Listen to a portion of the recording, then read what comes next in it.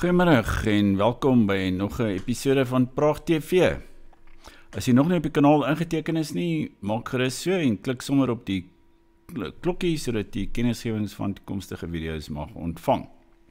Nou vandag se onderwerp is: kan Helen Zille Johannesburg red? Nou dit is nogal 'n brandende kwessie tans, want daar was by die afgelope dag of 2 was daar 'n berig in die Wall Street Journal wat die invloedrykste finansiële koerant in die VSA is en waarskynlik soos sommige mense sê ter wêreld, en hulle het 'n berig gehad oor Johannesburg met die opskrif "Welcome to Johannesburg. This is what it looks like when a city gives up." En toe het Helen Zille daarop geantwoord, hierdie is nou van X af, sy sê: "I have news for the Wall Street Journal. Joburg has not given up. It is full of active citizens who will work their hands to the bone to rebuild this great city. I am one of them." Nou ja, jy weet waarskynlik teen die tyd dat Helen Zille, wat 'n Kaapenaar is en in die Kaap woon, sy het nou een of ander adres in Johannesburg en sy gaan aanstaande jaar haarself beskikbaar stel as burgemeesterskandidaat vir die DA in Johannesburg. Nou jare gelede het sy natuurlik in Johannesburg gewoon en sy het 'n groot bydrae daartoe gelewer dat die ANC in Suid-Afrika aan bewind gekom het.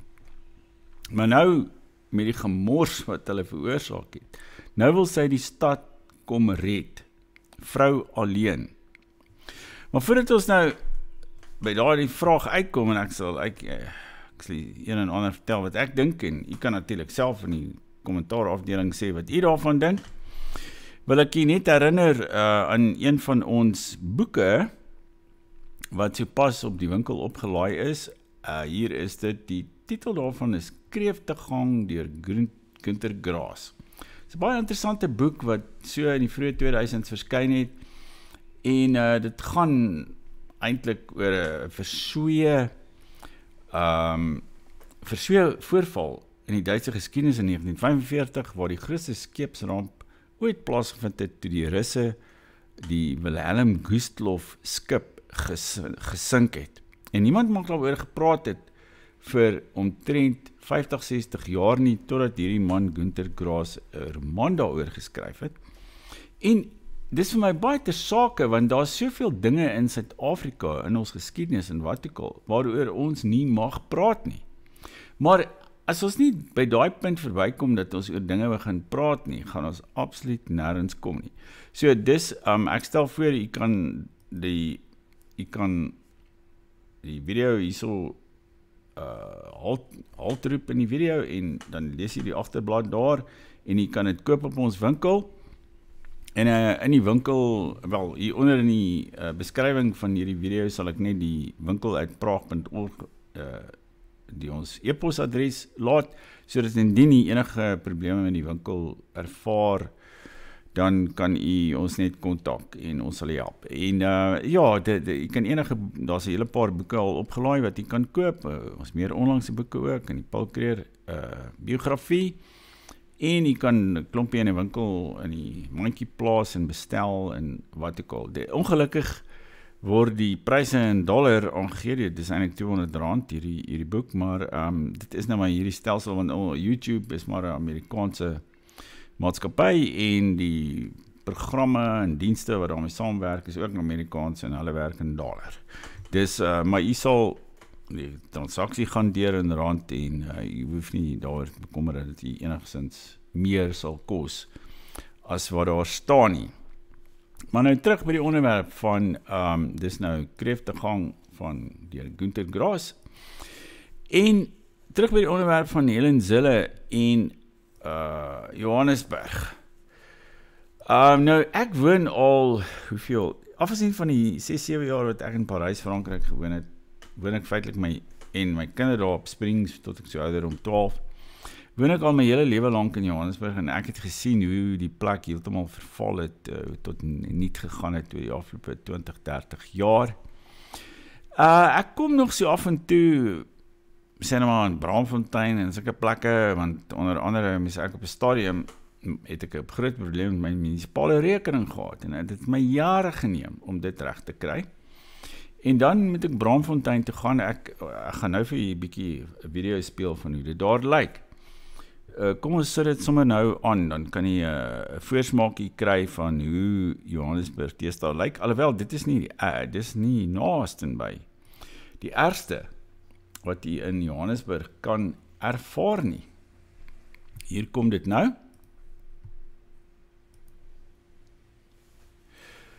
Nou ja, ek het maar die klamp afgesit, want jy kan hoor, as jy die klank wil hoor, ek kan net so vir 'n oomblik daarby stil staan. Ek ken nou maar. Ja, ek is nou in Braamfontein en ek is besig te loop tussen twee munisipale geboue. En om nou my probleem te probeer oplos.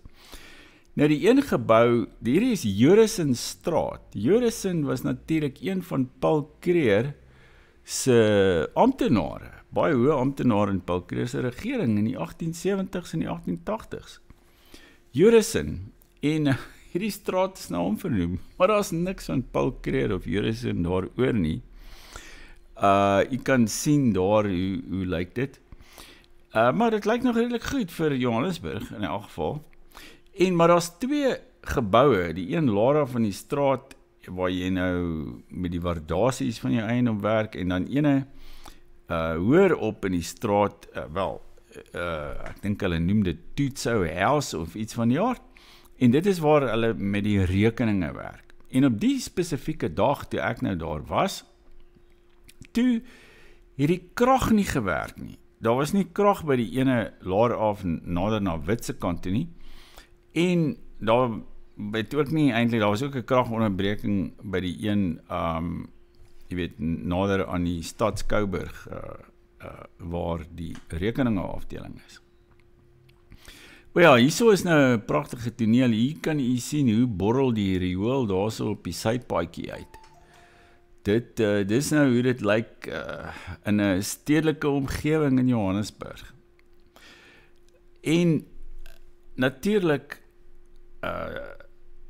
dit is waarskynlik nie te veilig daar ook nie. Daar's gebiede in Johannesburg waar ek nie eers sal waag om my kamera of my selfoon se kamera uit te haal nie. Want jy voel net aan, dit is regtig baie gevaarlik. En kyk, soos daarso by Joubert Park, Breestraat, al sulke tipe plekke. Daar's allerlei tsotsies waar daar rondloop. En natuurlik in Hillbrow self, waar ek gewoon het as 'n student, toe is dit 'n heel aangename buurt, heel aangename stedelike buurt. Daar lê die vullishope omtrent menshoogte op die sypaadjie. Die vullis word nie eers verwyder nie tussen hierdie wolkekrabber geboue wat al ons beroemde argitekte in die verlede gebou het. Daar's boeke geskryf oor al hierdie geboue wat nou besig is om te verval in Johannesburg. En hulle gaan dit nou red. Hoe sy dit gaan doen is nie duidelik nie, want ek dink daar was soveel kaderontplooiing in elk geval wat reeds plaasgevind het in Johannesburg. En die amptenare, hierdie kaders wat daar werk, hulle verdien sulke hoë salarisse. As 'n mens kyk na die salarisskaal in Johannesburg, die persoon wat die kantoor skoonmaak, hy verdien omtrent 500-600 000 rand per jaar. Nou dis omtrent 50 000 rand per maand. Dan iemand wat voor 'n rekenaar sit, wat sê nou maar die publiek help of iets, hy is nou 'n junior bestuurder of iets, hy sal hier by die 700-800 000 rand per jaar. Sodra jy middelbestuur, dan gaan dit oor 1 miljoen rand per jaar. Nou met ander dan sal 'n amptenaar wat al 100 000 rand per maand verdien. Jy weet, sê maar 80 tot 100 000 rand per maand. En dan bietjie hoër, dan vat ons aan die 2 miljoen rand per jaar, en natuurlik die mense in die bestuur en hoër op is die 3-4 miljoen rand per jaar, en hulle ry al hierdie verskriklike duur voertuie wat mense op die strate in Johannesburg sien. Maar Aan die infrastruktuur van die stad word daar minimaal besteed. Dit is eintlik net as iets breek wat hulle dit probeer regmaak. En daar's almekaar wateronderbrekings, kragonderbrekings en soos ons gesien het in daardie toneel, die riool wat daar uitborrel. En dit alles wil mevrou Zille nou regmaak. Nou, in die eerste plek sal sy natuurlik ontslae moet raak van hierdie amptenare wat sulke hoë salarisse verdien. Nou, ek kan nie sien hoe sy dit gaan regkry nie, want daar is soveel wetgewing in Suid-Afrika wat werknemers beskerm en jy mag hulle nie afdank nie, jy mag nie hulle salaris verminder nie. Hoe gaan sy dit regkry? En dan 'n tweede faktor is Johannesburg is eenvoudig net te groot. Hulle het is nou 'n bietjie weer verdere tonele in Braamfontein waar ek nou geloop en ek het seker ten minste 10-15 jaar van my lewe en die nie langer nie in Braamfontein deurgebring, want ek was aanvanklik in die koshuis en help mekaar. Ja, hier is nie nou graffiti en hier is nou 'n steegie, dis net so langs die munisipale kantoor waar hulle die rekening afdeling. Hierso, dit stink so na urine daar. Dit is totaal en al onhoudbaar. Maar ek het 10-15 jaar ten minste in Braamfontein gewoon, want ek was op help mekaar in die koshuis en daarna was ek by Wits, gedag gestudeer, ek het in Hielbrau gewoon, ek het selfs in Jouwil gewoon, allerlei sulke tipe plekke, dus ek ken hierdie plek soos die palm van my hand. Jy weet, hulle het nou 'n klomp strate se name verander daar in die middestad, maar jy weet, afgesien nou van die straatnaamsveranderings, ek ken elke gebou, ek ken elke straat.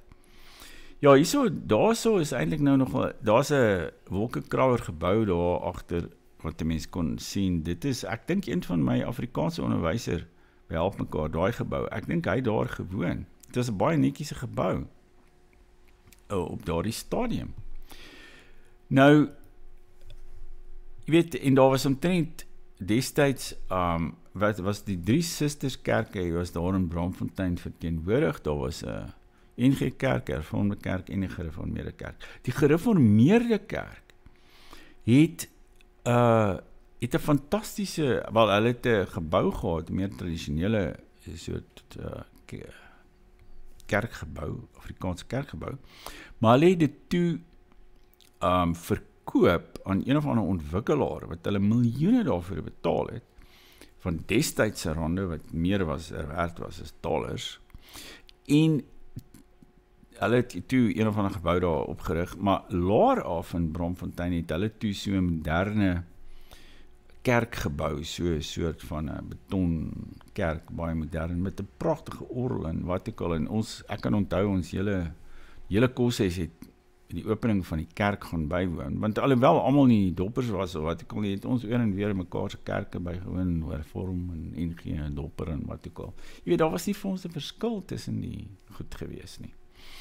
En ja, hy het 'n fantasties, orgelis het 'n fantastiese uitvoering gegee van Bach, sy musiek, sy toccatas en figas en so meer. Het was 'n ongelooflike ervaring. Maar dit alles, daai kerkgebou bestaan nog, maar hy is vandag Engels en natuurlik swart. Die gebou, ek weet nie aan wie dit tans behoort nie, maar dit is definitief nie meer aan die Gereformeerde Kerk nie. Maar hoe gaan Zille nou die geskiedenis, die horlosie teruggedraai, dat daar weer jy weet, orde en skoonheid en goeie bestuur na Johannesburg toe gaan terugkeer?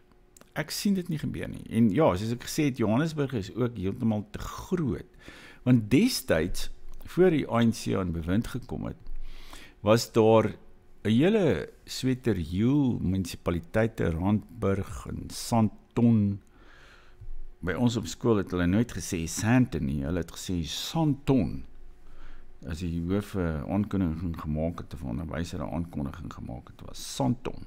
Nou in Sandton het daar mense, was daar 'n munisipaliteit, in Randburg 'n munisipaliteit, daar was natuurlik Rodepoort, en ek dink Bedford View, as ek dit nie mis dit nie, het ook sy eie munisipaliteit gehad, en eintlik was Johannesburg beperk tot die middestad en die omliggende voorstede. En Soweto in die suide het natuurlik sy eie munisipaliteit gehad. Ek dink daar was selfs meer as een, ek dink Diepkloof of wat ook al het hulle eie munisipaliteit gehad, en dit was hanteerbaar, maar toe die ANC gekom, omdat hulle so die begroting so groot as moontlik wou maak, het hulle hierdie kolossale onwerkbare sogenaamde metro of metropolitaanse munisipaliteit geskep. En dis eenvoudig net te groot om te bestuur. En dis een rede waarom toestande so haglik is in Johannesburg, is omdat die ding te groot is. Nou, hoe gaan hulle dit verander? Om dit te verander, sal sy samewerking van die ANC moet kry. Hulle sal waarskynlik, daar's soveel wetgewing wat verander sal moet word, om Johannesburg as 'n metro af te takel. Trouwens, hulle het Johannesburg uitgebrei tot by Midrand. Midrand het natuurlik ook sy eie munisipaliteit gehad. En dit alles is nou 'n deel van Johannesburg. Trouwens, as ek nou die eintlike kantore waarin ek moet gaan met my rekeningprobleme en wat ek al is eintlik in Midrand. Ek moet Midrand toe ry. Deesdae, alhoewel, jy kan natuurlik altyd nog na die hoofkantoor in Braamfontein toe gaan. Maar ja, die ding is heeltemal gegroot en dit gaan nie verander nie. Hulle kan dit nie verander nie. Tensy daar môre 'n revolusie plaasvind en die ANC is nie meer aan bewind nie en al hierdie metro's word afgetakel en die ou munisipaliteite kom terug, Randburg, Sandton, Bedford View en natuurlik jy weet al die verskillende Rodepoort en Edenvale en Benoni en Springs en al daai goed kom weer terug. Dan is daar al hoop dat Johannesburg, jy weet, effens kan verbeter. Ek sou nie sê dat hy ooit gaan herstel tot sy glorie wat hy gehad het, sien nou maar in die 70er jare, toe dit eenvoudig een van die wêreldstede was nie, en mense hierheen gekom het en absoluut verwonderd was oor jy weet die hoë geboue en die luukse hotelle en jy weet die soort dinamiek van die plek wat destyds gegeld het. Dit gaan nooit weer terugkom nie. En ek dink ook nie mevrou Zille gaan enigstens hond haar afmaak nie. Ek weet nie eers of sy die verkiesing gaan wen nie. Want dis eintlik maar 'n minderheid mense wat vir die DA ondersteun in Johannesburg. En dan daarbenewens is daar natuurlik hierdie sweterjoel linkse partye soos die MK en EFF en hier's nou nog Herman Mashaba. Herman Mashaba wat eers 'n ligpunt was, wel hy was die DA se kandidaat in Johannesburg. Maar hy is nou die gesore vyand van die DA. So hy met sy eie party. En daar was natuurlik die patriotiese alliansie van Guyton McKenzie, wat in al die bruin woonbuurte, daar by Eldorado Park en wat ek al, hy gaan verseker skoonskip daar maak, niemand daar gaan vir die DA stem nie. Dus ek dink regtig mevrou Zille gaan bedroog daarvan afkom. En sy, haar man is 'n kommunis, sy was destyds baie links, sy en Alistair Sparks, haar redakteur met die Rand Daily Mail, sy het eintlik hierdie situasie geskep. Nou hoe op aarde gaan sy dit nou kan verander? Maar miskien verskil hy van my, miskien het die vertroue in mevrou Zille en haar vermoëns, sy het sogenaamd Kaapstad reggeruk, maar ek dink nie Kaapstad het ooit gedaal tot die vlak van waar Johannesburg tans is nie. Die middestad van Kaapstad is so min of meer nog begaanbaar. Het gee my ook nie so lekker gevoel as ek daar is nie.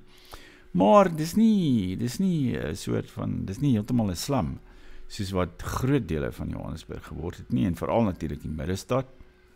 Die hele gedeelte daar naby die ou poskantoor JP Straat.